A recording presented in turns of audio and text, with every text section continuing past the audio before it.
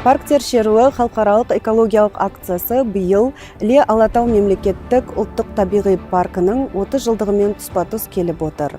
Бұл акция Қазақстанда ауқымды түрде өткізіледі. Бұл акцияда біз құстарға ұя ілеміз және де парк аумағын тазартамыз, ағаш отырғызамыз. Парктер шеруі экологиялық акциясының негізгі мақсаты бұл жастарға экологиялық мәдениетті қалыптастыру болып саналады. Бұндай үлкен іс-шаралар бізді табиғатты қорғауға, оны аялауға және оған қорған болуға шақырады. Бұндай үлкен игі істер бізді өз еліміздің болашағын жарқын етуге шақырады. Табиғатты қорғау біздің ортақ міндетіміз.